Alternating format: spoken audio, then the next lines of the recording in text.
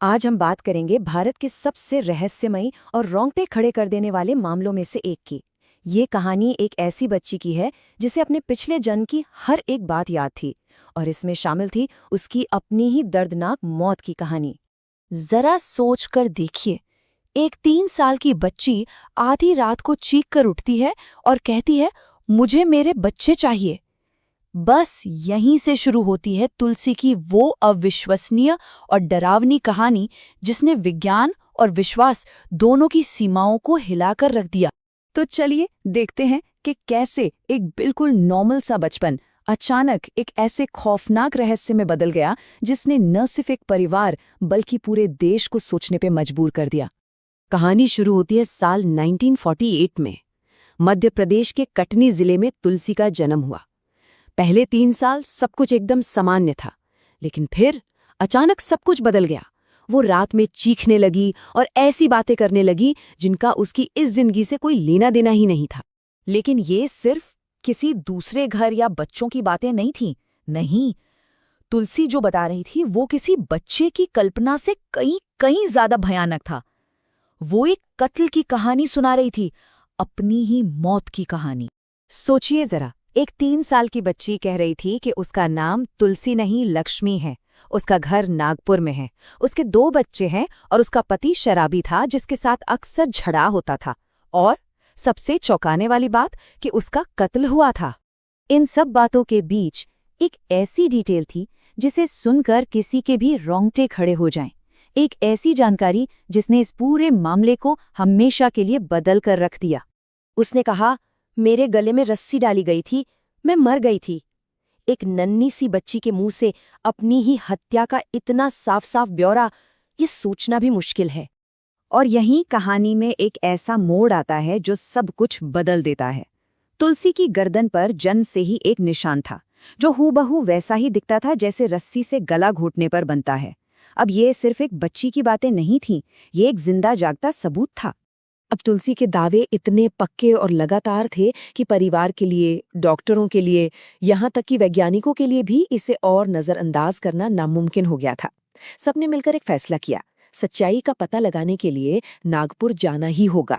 जैसे ही train Nagpur station पर रुकी, उस छोटी सी बच्ची ने अचानक कहा, यहीं उतरना है, मेरा घर पास में ही है। वो एक ऐसे शहर में थी जहां वो इस जन्म में पहले कभी नहीं आई थी, फिर भी उसके अंदर गजब का आत्मविश्वास था। तो अब कहानी अपने सबसे सबसे जरूरी मोड़ पर आ चुकी थी। क्या तुलसी सच में सबको उस जगह ले जा पाएगी जहां उसके पिछले जन्म की यादें दफन थी? क्या वो अपने कातिल का सामना कर पाएगी? और उसने ठीक वैसा ही किया। बिना किसी की मदद के वो नागपुर की गलियों से गुजरती हुई एक खास घर के सामने जाकर रुक गई। जब दरवाजा खुला तो उसने सामने खड़े आदमी की तरफ अपनी उंगली उठाई और कांपती हुई आवाज में उसने कहा, यही है जिसने मुझे मारा था।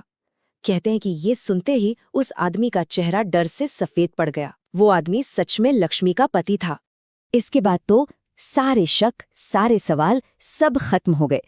तुलसी ने जो भी कहा था सब एक एक करके सच निकला। घर में छिपाए गए पैसों की सही जगह, बच्चों के नाम और हत्या की रात का पूरा विवरण, हर एक बात की पुष्टि हो गई। इतने सारे सबूतों के सामने वो आदमी ज्यादा देर टिक नहीं सका। वो टूट गया और उसने अपना गुनाह कबूल कर लिया।